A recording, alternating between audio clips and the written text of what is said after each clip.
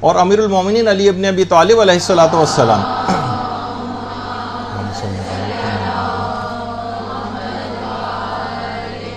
جب بھی بیت المال تقسیم کر کے خالی کرتے تھے تو 2 رکعت نماز پڑھتے تھے اور کہتے تھے اے زمین گواہ رہنا، 2 رکعت نماز پڑھنے کے بعد اے زمین گواہ رہنا کہ میں نے حق و انصاف سے ہی اس تجھے بھرا تھا، یعنی بیت المال کی زمین کو، اور میں نے حق و انصاف کے ساتھ ہی تجھ کو خالی کیا. لیکن اس طرح نہیں کہ فقط یہ پہلے 2 رکعت نماز اور اس کے بعد یہ جملہ کہتے تھے. اور ایک بڑی عجیب و غریب بات بے نمازی افراد کے حوالے سے ہمارے چھٹے امام امام جعفر صادق علیہ الصلوۃ والسلام نے فرمایا، اللہم صلی اللہ علیہ وسلم، کہ جو افراد نماز نہیں پڑھتے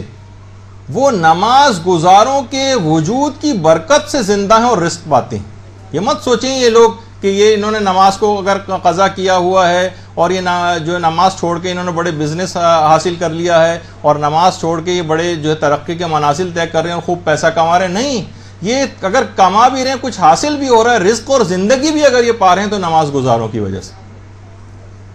تو آپ نے دیکھا کہ کتنی اہم، اس کو معمولی چیز نہیں ہے. اور یہاں تک چھٹے امام نے یہ جملہ بھی ارشاد فرمایا کہ اگر تمام شیعہ خدا نہ خواستہ نماز کو ترک کرنے میں متحد ہو جائیں اور سب کے سب تارک الصلاۃ ہو جائیں تو سب لوگ ہلاک ہو جائیں گے. یعنی مومنین جو ہمارے نماز پڑھ رہے ہیں اگر یہ اتحاد کر لیں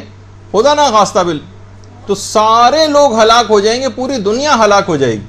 کیونکہ نماز گزاروں ہی کی وجہ سے دنیا قائم ہے، انہی سے لوگوں، ان کے وجود کی برکت سے لوگ رزق پاتے ہیں اور زندگی بھی پاتے ہیں.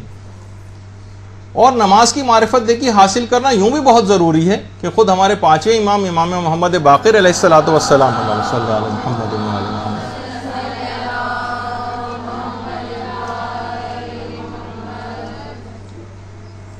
کہ جو شخص بھی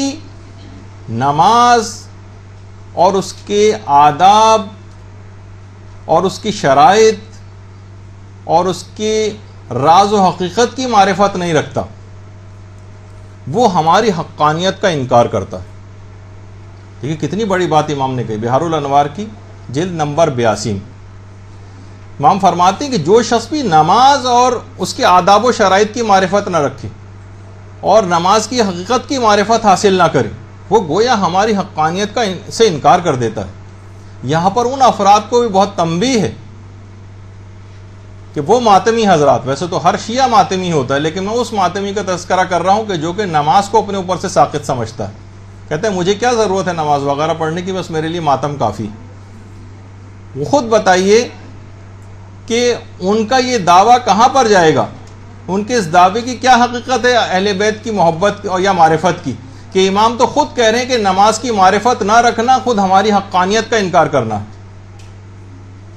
نماز کی معرفت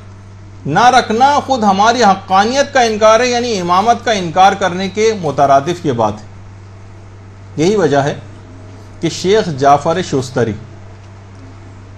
ہمارے کتنے بڑے عالم گزرے ہیں جن کی خصائص الحسینیہ کے نام سے اردو ترجمہ بھی ہوئی ہے کتاب خصائص الحسینیہ، شیخ جعفر شستری. یہ جو حدیث ملتی ہے نا آپ کو، کتنی زیادہ ایسے افراد کی مذمت آئی ہے جو نماز کو سبک سمجھتے ہیں، جو نماز کو اہمیت نہیں دیتے، جو نماز کو اہمیت نہیں دیتے، ان کی متعلق بہت زیادہ مذمت آئی. تو خود شیخ جعفر شستری فرماتے تھے کہ نماز کو سبک سمجھنا اس کی 5 وجوہات ہیں کہ انسان نماز کو اہمیت زیادہ نہیں دیتا. ان میں ایک درجہ یہ ہے کہ وہ شخص نماز ہی کو قبول کرنے سے انکار کر دے، یعنی نماز کا انکار کر دے وہ تو کافر ہو جاتا ہے. ایک نماز کو سبک سمجھنے کا انتہائی درجہ کافر ہو جانا ہے، نماز ہی کا کوئی شخص بالکل انکار کر دے، یہ پہلا درجہ ہے. اس کے بعد جو دوسرا درجہ ہے وہ یہ ہے کہ وہ قائل تو ہو نماز کا، ٹھیک ہے میں مانتا ہوں کہ نماز ہے، لیکن وہ شخص نماز کا تارک ہو جائے، پڑھے ہی نہیں نماز، یہ دوسرا درجہ ہے. اس کو بھی کہا جائے گا اس نے نماز کو سبک اور حقیر سمجھا. تیسری چیز جس میں اکثر مومنین شامل ہو جاتے ہیں، جو نہ تو مسائل نماز سے آگاہ ہوتے ہیں اور نہ ہی کوئی جاننے کی خواہش رکھتے ہیں، بس غلط سل جیسے بھی انہوں نے نماز سیکھ رکھی ہے اپنے تئیں، دیکھ دیکھ کے بس ویسے ہی ان کو کچھ بتایا بھی جائے تو فوراً انکار کر دیتے ہیں. تھوڑے سے آپ نماز کے مسائل بتائیں، کہتے ہیں کس چکر میں ہم کو ڈال دیا. وہ تمام افراد کہ جو نہ مسائل نماز سے آگاہ ہیں اور نہ ہی جاننے کی خواہش رکھتے ہیں، فرماتے ہیں کہ یہ تیسرا درجے کے اندر وہ بھی نماز کو سبک اور حقیر سمجھ رہے ہیں، حدیث کے مصداق میں وہ بھی شامل. اور چوتھی چیز کہ وہ شخص کے جو کہ نمازوں کو قضا کر کے پڑھتا ہو، یعنی وہ پڑھتا ہے نماز لیکن قضا کر کے پڑھتا ہے. اکثر بہت سارے افراد ایسے ہمیں ملتے ہیں کہ جو آفیسز کے اندر نماز نہیں پڑھتے، ٹائم ہو جاتا ہے پھر گھر میں آ کے ساری نمازوں کی قضا ایک ساتھ بیٹھ کے 1 گھنٹے تک رات کے وقت پڑھتے رہتے ہیں. تو قضا کر کے نمازوں کو پڑھنا،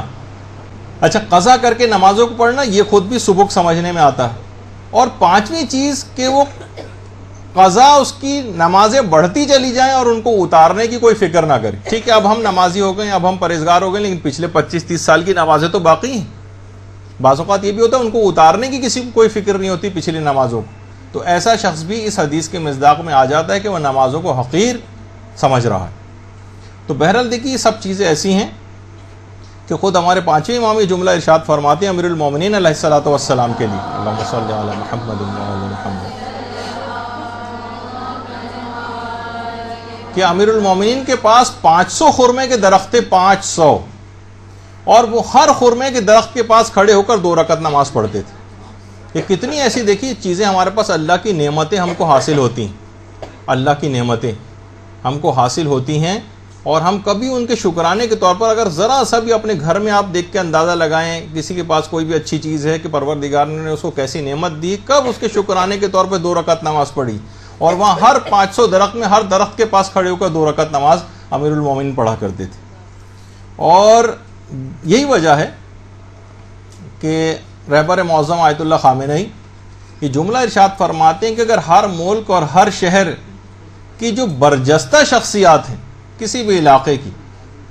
وہ اگر نماز کے سلسلے میں پیش قدمی کرتے ہوئے نظر آئیں تو تمام کے تمام لوگ نماز گزار بن جائیں. تمام لوگ، یعنی ان کو دیکھ کر، یعنی جو انجینئرس ہوں، ڈاکٹرس ہوں، بڑے پی ایچ ڈیز ہوں، پڑھے لکھے افراد ہوں، بڑے عہدوں کے اوپر فائز ہوں، حکومتی اعلیٰ عہدوں کے اوپر فائز ہوں، کسی آرگنائزیشن کا کوئی ہیڈ ہو،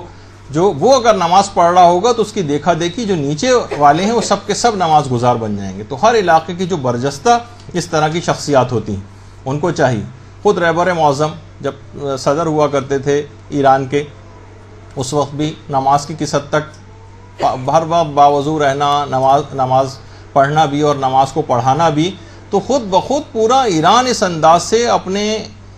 رہبر کو دیکھتے ہوئے، وہاں کے علماء کی سیرت کو دیکھتے ہوئے کتنی بڑی تعداد میں لوگ خود بخود نمازی بنتے چلے گئے. امام خمینی علیہ الرحمہ وہ بھی ہر جگہ نماز کا خیال، ہر وقت نماز سے مدد، ادھر نماز کا وقت آ جائے پھر نہ کوئی میٹنگ ہوگی نہ کوئی ڈسکشن ہوگا، بڑی سے بڑی اہم چیز کے اوپر بات چیت ہو رہی ہے وہ موقوف کر دیتے تھے، کوئی پریس کانفرنس ہوتی تھی موقوف کر دیتے اور پہلے نماز. تو ہر شخص جو بھی دیکھ رہا ہے ان تمام چیزوں کا اثر قبول کرتا ہے. اسی طریقے سے خود ایران کے صدر اگر جہاز میں بھی ہیں تو پورا جہاز کا عملہ، پورا ساتھ میں افراد، وہ بھی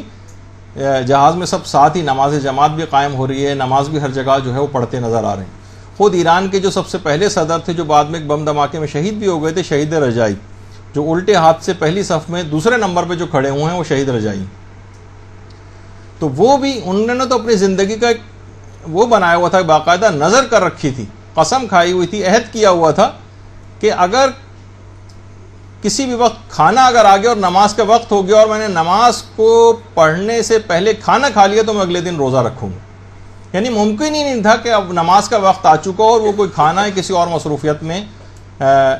جو ہے وہ کھڑے ہو جائیں جا کر یا کچھ اور کام کرنے لگے. بہرحال پھر شہادت کا ایک مرتبہ اور وہ بھی انہوں نے پایا. مذاکرات کو اپنے تمام نامکمل چھوڑ کے اٹھ جاتے تھے.